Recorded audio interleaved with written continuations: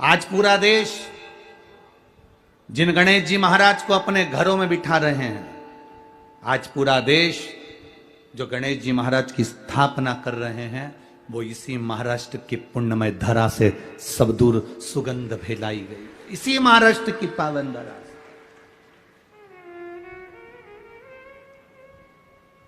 बल्लाल ने माता के चरणों को प्रणाम करा, पिता के चरणों को प्रणाम करा, विद्या अध्ययन करने के लिए भेजा था, पर मन नहीं लगा क्योंकि वो भगवान की सेवा में लगा था। बल्लाल करता क्या था, मिट्टी का तो शिवलिंग बनाता था और मिट्टी का ही गणेश बनाता था।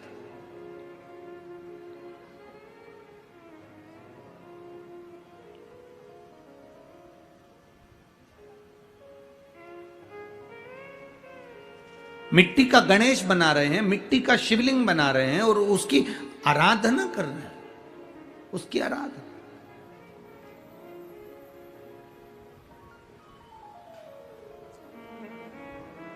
अब जो बच्चे उसके साथ विद्या अध्ययन करने गए थे, उनको भी उसने उसी में लगा दिया। जो जैसा होता है वो वैसा दूसरे को भी कराता है। झूठ बोलने वाले का साथ पकड़ोगे तो वो तुम्हें झूठ बोलना सिखा देगा। चोरी करने वाले का साथ पकड़ोगे तो वो तुम्हें एक ना एक दिन चोरी करना सिखा देगा।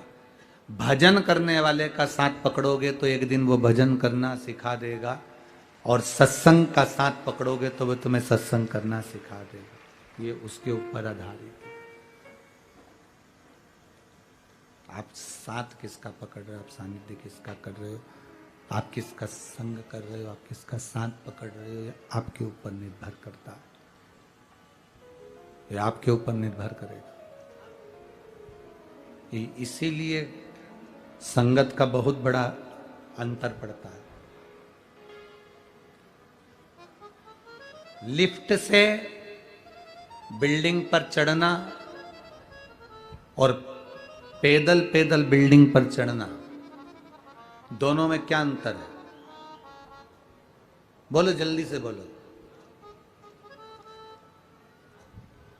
लिफ्ट से बिल्डिंग पर चढ़ना और पैदल पांव के द्वारा बिल्डिंग पर चढ़ना, दोनों में क्या अंतर है?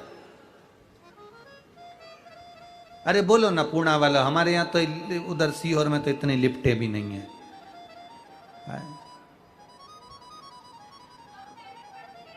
हैं? कम मेहनत पड़ती है, बेटी बोली है, कम मेहनत पड़ती है। लिफ्ट से चढ़ना और पैदल चढ़ना, दोनों में क्या अंतर है? दोनों में केवल एक अंतर भारी है। लिफ्ट से चढ़ते हो तो दूसरे के भरोसे चढ़ते हो। बोलो, सही है कि गलत है? दूसरे के भरोसे चढ़ते हो। और अगर पैदल चढ़ते हो तो अपने बल पर, अपने पांव के भरोसे पर चढ़ते हो। अपने ऊपर भरोसा है तुम्हें, अपने पांव पर भरोसा है।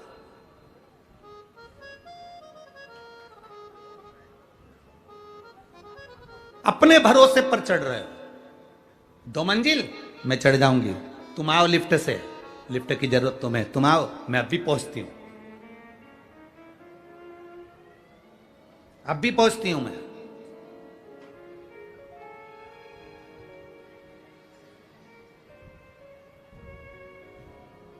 बस शिव महापुराण की कथा यही कह रही है।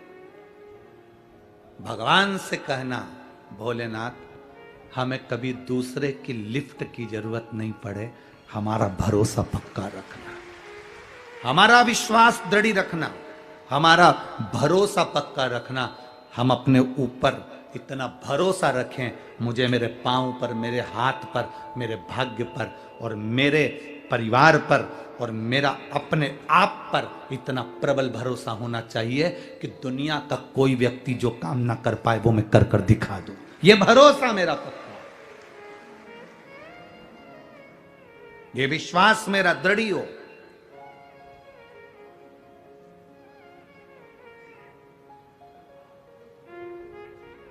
और बल्लाल के विश्वास बड़ा दृढ़ था। भरोसा बड़ा पक्का था। मेरी जीजियों और मेरे जीजाओं और जितने यहां बैठे हैं और जितने टीवी पर कथा सुन रहे हो, आप सबसे कहेंगे शरीर कमजोर पड़ जाए चल जाएगा, उसमें कोई टेंशन मत लेना कि मेरा शरीर कमजोर हो गया। शरीर कमजोर हो जाए चल जाएगा, पर अपने मन को, अपने दिल को कभी कमजोर मत होने दे। शरीर अगर कमजोर हो गया चलेगा, कोई दिक्कत नहीं है। बीमारी आई, शरीर कमजोर हो गया, पर बीमारी आने पर तुम्हारा दिल कमजोर नहीं होना चाहिए। बड़ी से बड़ी बीमारी में भी अगर शरीर बेकार भी हो जाए तो दिल पक्का रखना कि मैं ठीक होकर मानूंगी, यह मेरा विश्वास है। शरीर कमजोर होने से कोई टेंशन मत लो, पर मन कमजोर मत होने देना, दिल कमजोर मत होने देना। व्यक्ति कब टूटता है? शरीर से व्यक्ति जल्दी नहीं टूटता, जो दिल से टूटता है, जो मन से टूटता है। ये कोरोना की बीमारी में जो आधे से ज्यादा मरे हैं ना, वो शरीर से नहीं मरे हैं। जो आधे से ज्यादा मरे हैं उनका दिल टूट गया था, मन टूट गया था। अब कोरोना हो गया, बच पाऊंगा कि नहीं बच पाऊंगा। अब मैं हॉस्पिटल में जा रहा हूं, मैं एम्बुलेंस में बैठकर हॉस्पिटल जा रहा हूं, अब बचूंगा कि नहीं बचूंगा। उनका दिल कमजोर हो गया, मन कमजोर हो गया। शरीर कमजोर होता ना तो चल जाता। और कई कई ऐसे भी हैं, इसी मंडप में बैठे हैं, इन्हीं पंडालों में बैठे हैं, जिनकी उम्र 65 साल 70 साल। कोरोना हो गया, चले भी गए, हॉस्पिटल भी गए, पर घर के लोगों से कह के गए तुम टेंशन मत लो, ऐसा कई कोरोना निकल गया, चिंता मिंता मत करना, आऊंगा वापस। और कई नवयुवक बेटे, कई नवयुवक बेटियां 40 साल 35 साल 25 साल 30 साल तुम्हारी कॉलोनी में, तुम्हारी सोसाइटी में, तुम्हारे आसपास के क्षेत्र में, तुम्हारे मोहल्लों में, तुम्हारे गांव में देखना, जिनकी उम्र 30 साल की थी, 35 साल की, 40 साल की, लड़के नवयुवक 45 साल 50 साल, जिनके नवयुवक बेटे बेटियां जो शरीर से अच्छे दिख रहा है, और कोरोना हुआ, हॉस्पिटल गए और मालूम पड़ा, सूचना मिली कि वो तो चले गए। सूचना मिली वो चले गए, कारण शरीर से ज्यादा मन उन्होंने अपना कमजोर कर लिया, दिल कमजोर कर लिया, दिल कमजोर।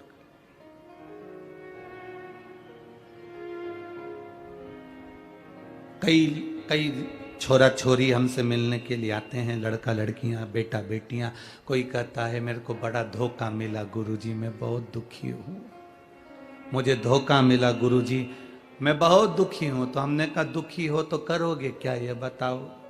अब जिसने धोखा दिया वो तो आराम से पर्स टांग के पेंटिंग मेंटिंग करके पूरा जोरदार आराम से घूम रही, और तू रो रो के मर जा रहा, इससे होगा क्या। हमारा निवेदन है तुम शरीर से टूट गए चलेगा, पर दिल से मत टूटो। अगर लगे कि कोई धोखा दिया है तो महादेव के चरणों में जाकर बैठना प्रारंभ करो, जाओ ना।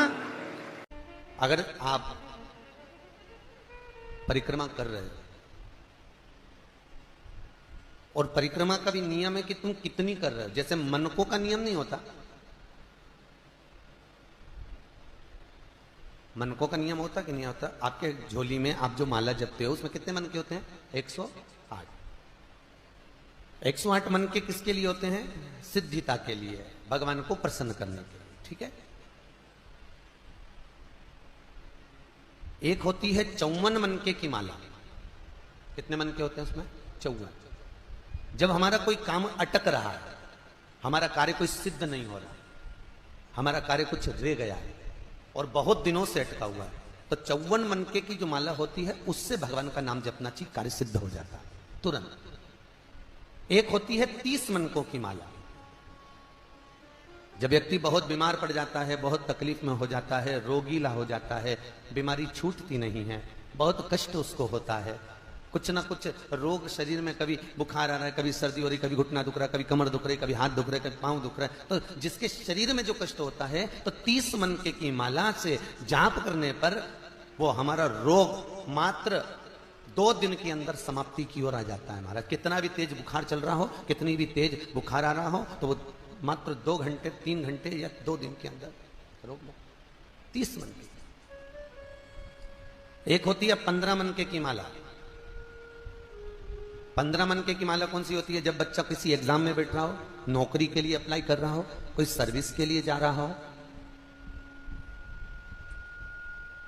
और वो नौकरी के लिए सर्विस के लिए जब वो जाता है और बहुत एग्जाम में बैठ लिया तो भी सफल नहीं हो रहा, तो 15 मनके की माला से भगवान का कोई भी एक मंत्र जो आप स्मरण कर सकते हो, जिससे आपकी अच्छी पटे, उस भगवान का मंत्र बोलकर 15 मनके की माला से चले जाए, कार्य में सफलता प्राप्त हो जाती है। ऐसा उसको विद्वत्ता मिल जाती।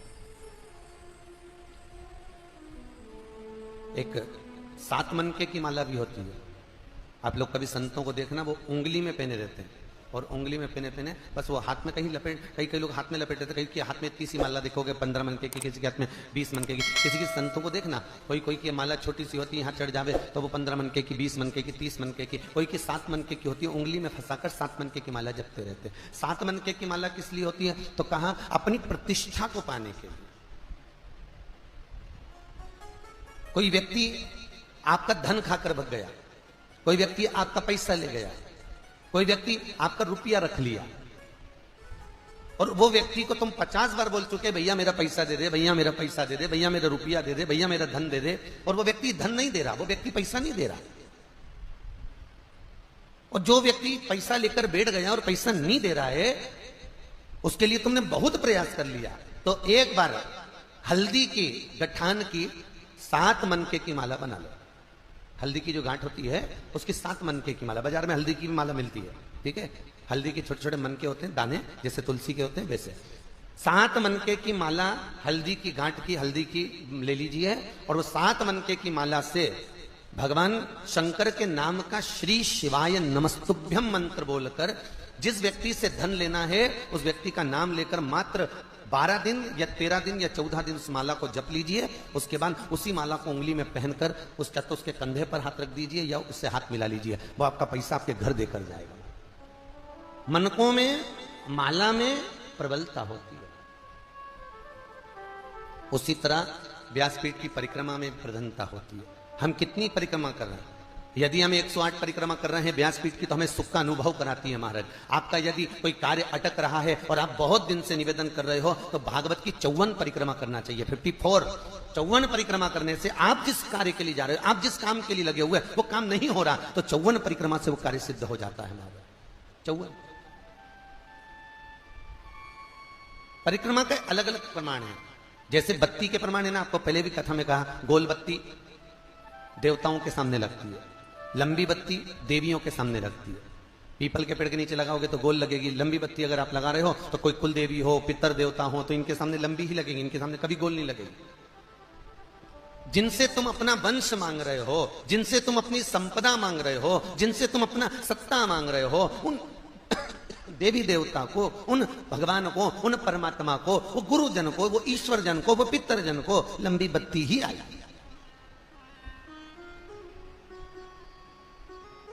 पीपल के पेड़ के नीचे कभी लंबी बत्ती नहीं आती, याद रखना। पीपल के पेड़ के नीचे हमेशा गोल बत्ती है। अगर लंबी बत्ती आपने पीपल के पेड़ के नीचे लगाई है तो उसमें दरिद्रता देवी का वासा हो जाता है, ठीक है, ज्येष्ठा का। और अगर गोल बत्ती लगाई है तो नारायण का वासा होता है, उसमें लक्ष्मी का वासा है। जो लगाता है उसको फलीभूत होती है, उसको श्रेष्ठता होती है। तो यहां परिक्रमा का प्रधान है। और भागवत महारानी की परिक्रमा जब भी करी जाती है तो जहां व्यास जी महाराज बैठते हैं, तो व्यास जी का जो राइट हैंड होता है, जैसे ये भाग, तो इस कोने से परिक्रमा प्रारंभ कर कर इस कोने पर एक गिनी जाती है।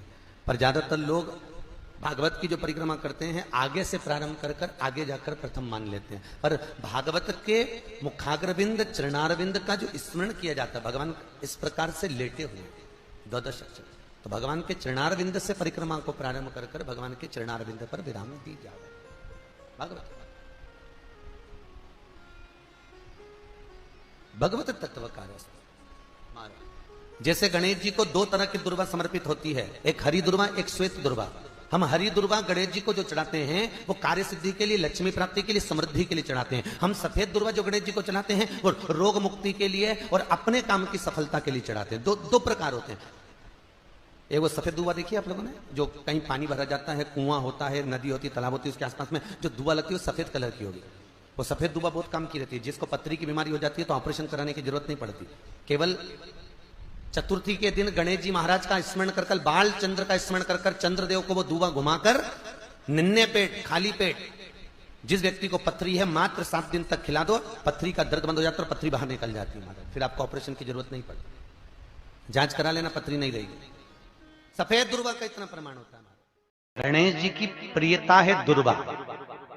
क्या प्रियता है? दुर्वा। कितनी दुर्वा गणेश जी को समर्पित करी जाती है? मात्र 5। कितनी? आज के जमाने में लोग गट्ठा बनाकर चढ़ा दें, वो अपनी जगह पर है। 5 दुर्वा पंचम इंद्रियों को वश में करने के लिए और भगवान के 5 जो स्वरूप हैं उनको अपने भीतर उतारने के लिए 5 दुर्वा।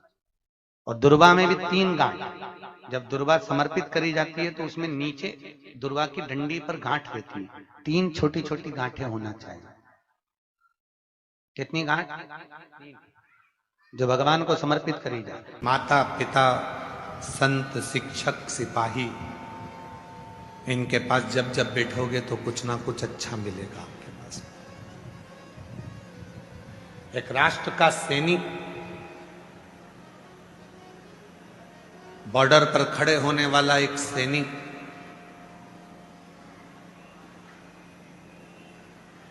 जब रिटायर होकर आपके नगर में, आपके गांव में, आपके क्षेत्र में आए और आपके गांव में वो रिटायर फौजी तुम्हारे गांव में जो रहता है उसके पास थोड़ा बैठना प्रारंभ करो तो तुम्हारे अंदर राष्ट्र और तिरंगे के प्रति प्रेम जागृत होना प्रारंभ हो जाए।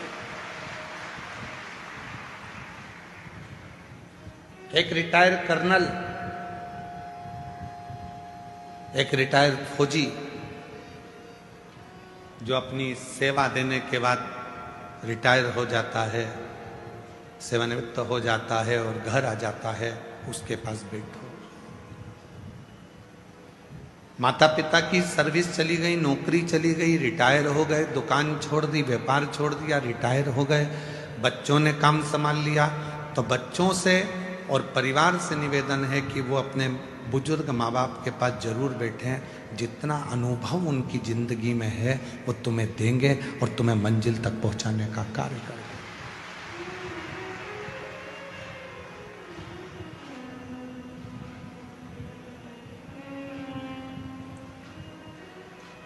वो देंगे।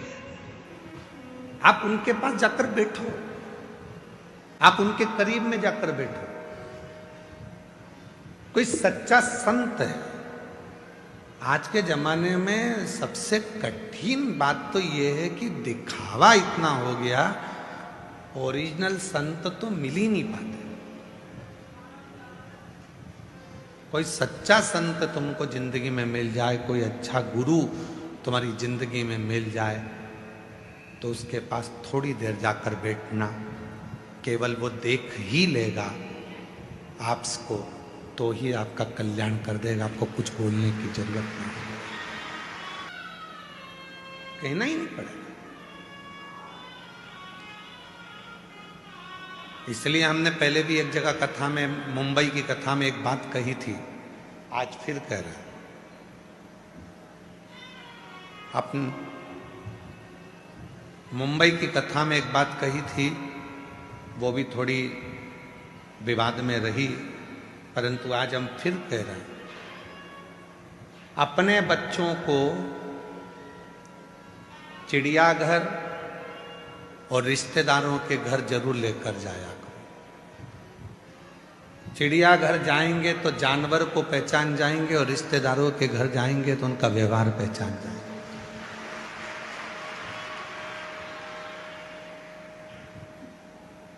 इस बात का बुरा लग गया था, हमने मुंबई में कहा था कि तुमने रिश्तेदारों को जानवर से घोषित कर दिया। हम नहीं कह रहे, हम तो कह रहे हैं व्यवहार पहचानने के।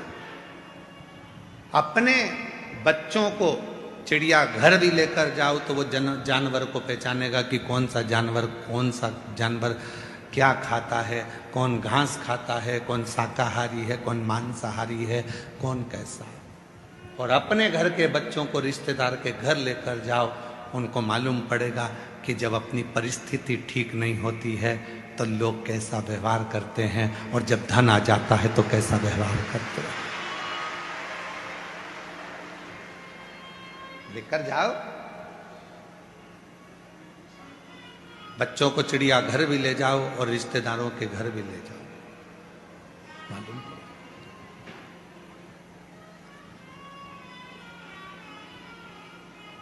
देख लिया संसार हमने, देख लिया सब मतलब के यार हमने देख लिया, झूठे नाते झूठे रिश्ते, झूठे नाते झूठे रिश्ते, अरे झूठा है संसार हमने देख लिया, सब मतलब के यार हमने देख लिया, संसार हमने देख लिया। लेकर जाओ बच्चों को, चिड़ियाघर भी लेकर जाओ तो पहचानेंगे कि जानवर कैसा है। बच्चों को रिश्तेदार के घर भी लेकर जाओ तो पहचानेंगे रिश्तेदार कैसा, किस तरह का व्यवहार है उनका। जब धन नहीं होता तो कोई नहीं होता, जब धन बढ़ जाता है, वैभव बढ़ जाता है, सत्ता बढ़ जाती है, कुर्सी पद प्रतिष्ठा बढ़ जाती है, तो ढेरों रिश्तेदार बन जाते हैं, ढेर। कौन पूछता था तेरी रहमत से पहले, कौन पूछता था? जब तक तूने कृपा ना करी तब तक कोई ना पूछा, और जब तेरी रहमत होना प्रारंभ हो गई तो लोग कहने लगे ये तो मेरे अपने हैं, मेरा रिश्तेदार, मेरा नातेदार, मेरा कुटुंबी, मेरा अपना। कौन पूछता था तेरी रहमत से पहले, कौन पूछा? इसलिए निवेदन कर रहे हैं, फौजी रिटायर हो जाए तो उसके पास जाकर बैठो, शिक्षक रिटायर हो जाए तो उसके पास जाकर बैठो। शिक्षक रिटायर हो जाए उसके पास थोड़ी देर बैठा करो, वो कहीं ना कहीं तुमको अच्छा ज्ञान देगा, अनुभव देगा।